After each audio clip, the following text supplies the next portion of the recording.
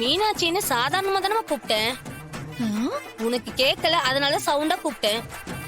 ஏன் கூப்பிட கூடாதா? கூப்பிடலாம், நல்லா கேக்குற அளவுக்கு கூப்பிடலாம். கிழியிற அளவுக்கு கூப்பிடக்கூடாது. நீ போட்ட சத்தத்துல உனக்கு உன்னோட தொண்டை கிழிஞ்சிருக்கும், எனக்கு என்னோட காது கிழிஞ்சிருக்கும். உனக்கு பேசுறதுக்கு சொல்லியா கொடுக்கணும்? சரி, பூ வாங்கிட்டு காசை கொடு.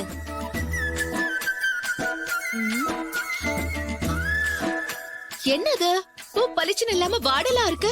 எதையாச்சும் சொல்லாத. இப்பதான் மார்க்கெட்ல இருந்து வந்த பூவு. மார்க்கெட்ல இருந்து இப்பதான் வந்திருக்கோம். ஆனா மார்க்கெட்டுக்கு எப்ப வந்துச்சு அது உனக்கு தெரியுமா? என்ன பூ மூந்து பாக்க? இது என்ன முல்லையா? மல்லிகை பூமா? இது பிச்சி பூ. நாங்கெல்லாம் ஸ்மெல்ல பார்த்தே கண்டுபிடிச்சிடுவோம். தாயி, நான் பிறந்ததுல இருந்தே பூ விக்கிறேன். நான் மட்டும் என்ன பிறந்ததுல இருந்தே தலையில பூ வைக்கிறேன். நீ பிறந்ததுல இருந்து பூ வைக்கிற. என்னால நீ ஏமாத்த முடியாது. இப்போ உனக்கு பூ வேணுமா வேணாமா? கொஞ்சம் இரு, ஏன் அவசரப்படுற?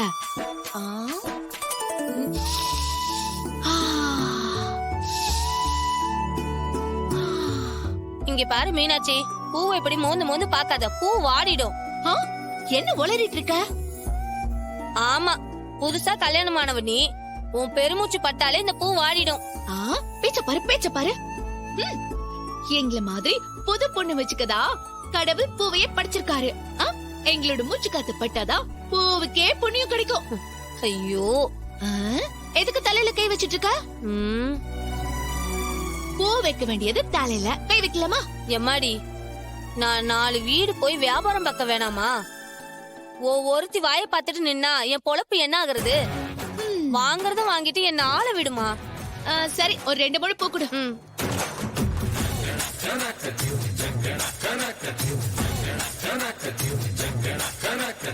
இந்த தாயி,